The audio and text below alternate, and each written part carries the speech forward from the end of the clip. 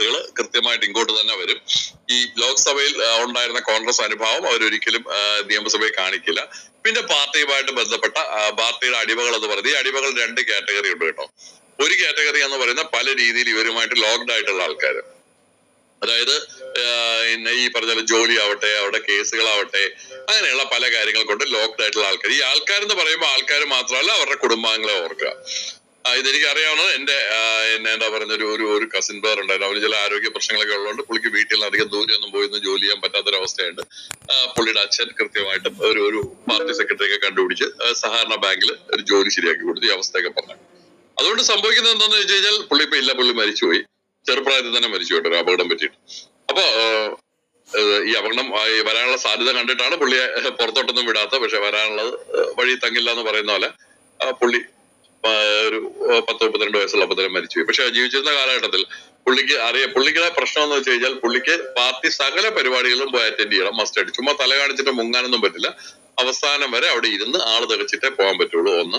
രണ്ടാമത്തെ കാര്യം എന്ന് വെച്ചാൽ ഇപ്പൊ പുള്ളിയുടെ അമ്മ പെൻഷനാകുമ്പോൾ പുള്ളിക്കാരി മറ്റേ ഈ പെൻഷനേഴ്സിന്റെ സംഘടന ഉണ്ടല്ലോ, അവിടെ ചേരാൻ പറഞ്ഞു. അപ്പൊ പുള്ളിക്കാരിക്ക് ഇച്ചിരി സ്പിരിറ്റ് ഒക്കെ ഉള്ള വ്യക്തിയാണ്. പുള്ളിക്കാരി പറഞ്ഞു, ഞാൻ ചേരത്തില്ല, ഞാൻ നിങ്ങളുടെ പാർട്ടി ചേരുന്നില്ല എന്ന് പറഞ്ഞു. ഒരു മണിക്കൂറിനകം ഫോൺ വന്നു, മകന്റെ ഫോൺ വന്നു. അമ്മ എന്താ ചെയ്യുന്നത്, എന്റെ ജോലിയുടെ പ്രശ്നമാണ്, അതൊന്നും ചെയ്യാതിരിക്കുന്നത്, അവരുടെ ചേരണം, അവർക്കുള്ള ഇത് കൊടുക്കണം എന്നൊക്കെ പറഞ്ഞ് ബോധവൽക്കരിക്കും. പുള്ളിക്കാരി അവിടെ അതിൽ ചേരുകയും ചെയ്തു. അപ്പൊ ഈ പാർട്ടിക്ക് അടിമകളായിട്ടുള്ള ആൾക്കാർ, അവരുടെ കുടുംബവും, ഈ നെറ്റ്വർക്കിന്റെ വോട്ട്.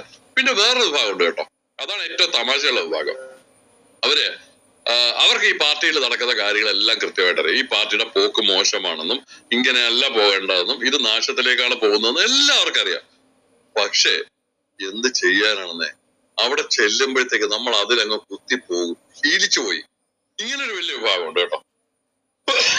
അതായത് ഈ വോട്ട് ഇത് കണ്ടു കഴിഞ്ഞാൽ അവിടെ മാത്രം നമുക്ക് തോന്നുന്നു ഇതൊരു വളരെ ചെറിയ വിഭാഗമാണ്. ചെറിയ വിഭാഗം അല്ല, അതൊരു വലിയ വിഭാഗമാണ്. അവർ വർഷങ്ങളായിട്ട് ഇങ്ങനെ കുത്തി ശീലിച്ചു പോയിട്ട് അവർ പറഞ്ഞ് എന്ത് ചെയ്യാനാണ്, അവിടെ ചെന്ന് കഴിഞ്ഞാൽ നമുക്ക് അതേ കുത്താൻ തോന്നുള്ളൂ എന്ന് പറയുന്ന ഒരവസ്ഥയിലേക്ക് വരും. ഈ 2 വിഭാഗങ്ങളുടെ വോട്ടുകളാകുമ്പോഴത്തേക്ക് കൃത്യമായിട്ട് അവർക്ക് ഭരിക്കാനുള്ള ഭൂരിപക്ഷം കിട്ടി അവർ ഭരിക്കുകയും ചെയ്യും എന്നുള്ളത് കൃത്യമായിട്ടും അവർക്കറിയാം.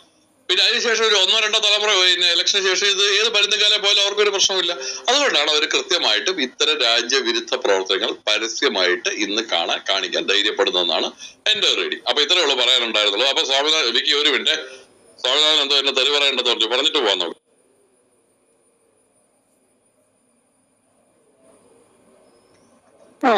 ചേട്ടാ, അപ്പൊ ഞാനത് സത്യത്തിൽ എന്താ സംഭവിച്ചെന്ന് വെച്ചാല്, ഇന്നലത്തെ പ്രാദേശിക ന്യൂസ് പറയുന്നു എന്ന് പറഞ്ഞ കൂട്ടത്തില് അങ്ങനെ ഒരു ന്യൂസ് ചന്ദ്രചേട്ടൻ വിട്ടു.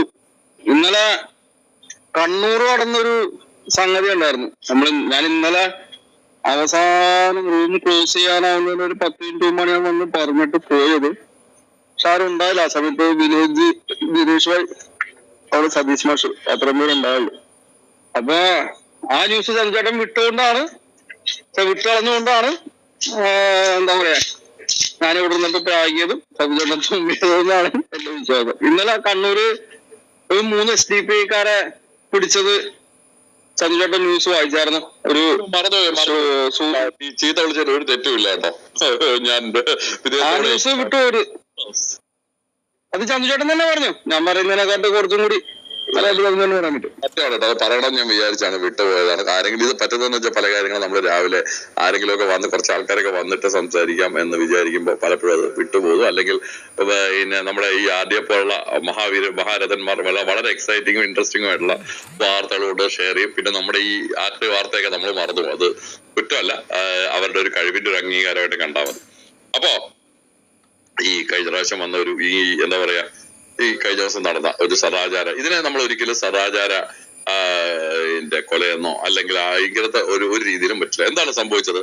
ഒരു സ്ത്രീ, അവരുടെ ഭർത്താവ് ഗൾഫിലാണ്. ഗൾഫുകാരന്റെ ഭാര്യ എന്ന് പറയുമ്പോൾ തന്നെ മലയാളിക്ക് അറിയാലോ, ഒരു രോമാഞ്ചമാണ്. എന്തുകൊണ്ടാണ് ഈ രോമാഞ്ചം എന്ന് എനിക്കറിയില്ല. മലയാളത്തിൽ പല കാര്യങ്ങളും, കേരളത്തിൽ പല കാര്യങ്ങളും ഇങ്ങനെയൊക്കെ തന്നെയാണ് നടക്കുന്നത്. നമ്മുടെ ഒരു ബോധം അങ്ങനെയാണ്. ഇപ്പൊ ഉദാഹരണമായിട്ട് പറയുകയാണെങ്കിൽ ഈ 90കളിൽ കേട്ടോ, നിങ്ങൾ പറഞ്ഞാൽ വിശ്വസിക്കില്ല, ഒരു പക്ഷെ പോയിട്ടുള്ളവർക്ക് അറിയായിരിക്കും, 90s ഞാൻ കർണാടകത്തിൽ പോയത് മാംഗ്ലൂർ ടു ബി പ്രിസൈസ്. അതായത് കേരളത്തിന്റെ തൊട്ടടുത്തുള്ള സ്ഥലമാണ്. ഞാൻ അവിടെ ചെന്നപ്പോ ശരിക്കും ഞെട്ടിപ്പോയി. അവിടെ ആണുങ്ങളും പെണ്ണുങ്ങളും അടുത്തടുത്ത സീറ്റുകളിൽ ഇരിപ്പുണ്ട്. ഒരു സീറ്റിൽ ഒരു 2 പേരോട് ഇരിക്കാവുന്ന സീറ്റിൽ ഒരു സീറ്റിൽ സ്ത്രീയും ഒരു സീറ്റിൽ പുരുഷനും ഇരിക്കണം. ഞാൻ ആദ്യം വിചാരിച്ച ഒരു ഭാര്യയും ഭർത്താവോ അങ്ങനെയുള്ള ആൾക്കാരും ഇരിക്കുന്നു. പിന്നെ നോക്കുമ്പോ എല്ലാരും എല്ലായിടത്തും കയറി ഇരിക്കുകയാണ്. ഒരു പ്രശ്നമില്ല. നമ്മുടെ നാട്ടിൽ ആലോചിക്കാൻ പറ്റുമോ? എന്തുകൊണ്ടാണ്? അത് ഈ പറഞ്ഞ പോലെ അത് അടുത്തിരുന്നാൽ എന്തെങ്കിലുമൊക്കെ ചെയ്യും എന്നുള്ള ഒരു എന്താ മുൻധാരണയാണ്. അങ്ങനെ ചിന്തിക്കേണ്ട കാര്യമൊന്നും ഇല്ല എന്ന് എനിക്ക് നിങ്ങൾ ആലോചിക്കുക. ഇത് ഞാൻ പറയുന്നത് 90കളിലാണ്. ഇപ്പൊ പോലും കേരളത്തില് ഒരു സീറ്റില് ആണുങ്ങളും പെണ്ണുങ്ങളും അടുത്തടുത്തിരിക്കോ? ഒരു തിയേറ്ററിൽ ഒറ്റയ്ക്ക് സിനിമ കാണാൻ ഒരു പെൺകുട്ടി പോയിട്ട് അവർക്കൊരു ശല്യവുമില്ലാതെ എത്ര തിയേറ്ററുകളിൽ ഇറങ്ങി വരാൻ പറ്റും? ഇപ്പോൾ അതിന് കുറച്ച് മാറ്റമൊക്കെ ഉണ്ടെന്ന് പറയാം. പക്ഷെ മറ്റ് സംസ്ഥാനങ്ങളായിട്ട് നോക്കുമ്പോൾ നമ്മൾ എത്ര പുറകിലാണ് എന്നുള്ളത് നിങ്ങൾ ആദ്യം ആലോചിക്കുക. അത് പോട്ടെ. ഇനി നമ്മൾ പറയുന്നത് നമ്മൾ കുറെ ചില ഇൻസിഡൻസ് എടുത്തിട്ട് പറയും നമ്മൾ പ്രബുദ്ധരാണ്, മറ്റതാണ്, മറിച്ചാണ്, തേങ്ങയാണ്. ഇതൊക്കെ വെറുതെ പറഞ്ഞുണ്ടാക്കുന്ന കുറെ ധാരണകളാണ്. ഇതെനിക്ക് 90കളിൽ തന്നെ മനസ്സിലായ ഒരു കാര്യമാണ് കേട്ടോ. ഈ പറഞ്ഞ പോലെ യാത്രക്കാരുടെ ശ്രദ്ധയ്ക്ക് എന്ന് പറയുന്ന ഒരു സിനിമ ഉണ്ടായിട്ടുണ്ട്. അതിനകത്ത് 2 പേര് ഫ്ലാറ്റിൽ താമസിക്കുന്നതാണ്. അത് കേരളത്തിൽ വരുമ്പോൾ ഭയങ്കര പ്രശ്നമാണ്. സത്യമാണ്. മദ്രാസിലൊക്കെ പലരും അങ്ങനെ ഫ്ലാറ്റ് ഷെയർ ചെയ്ത് താമസിക്കുന്നുണ്ട്. അതിന്റെ ഇപ്പൊ ഞാനൊരു കാര്യം പറയട്ടെ. ഇത് ഇറങ്ങുന്നതിന് മുമ്പ് ഞാൻ ഒരു എന്റെ കമ്പനിയിലെ ജോലിയുടെ ഭാഗമായിട്ട് ഞാൻ ഒരു യൂറോപ്യൻ രാജ്യത്ത് പോയിട്ടുണ്ട്. അപ്പൊ അവിടെ ചെന്നപ്പോഴത്തേക്ക് അവര് കമ്പനി ചെയ്യുന്ന ഒരു വീട് പിന്നെ വാടകയ്ക്ക് എടുത്തിട്ടുണ്ട്. അപ്പൊ പോകുന്ന ആൾക്കാർ ആ വീട്ടിൽ താമസിക്കുന്നു. അവരെല്ലാവർക്കും സെപ്പറേറ്റ് ബെഡ്റൂംസ് ഉണ്ട്. എന്താ പറയുക, എല്ലാവരും കൂടെ ഒരുമിച്ച് കുക്ക് ചെയ്യുന്നു, ഭക്ഷണം കഴിക്കുന്നു, അവനവന്റെ റൂമിൽ പോയി കിടന്ന് ഉറങ്ങുന്നു.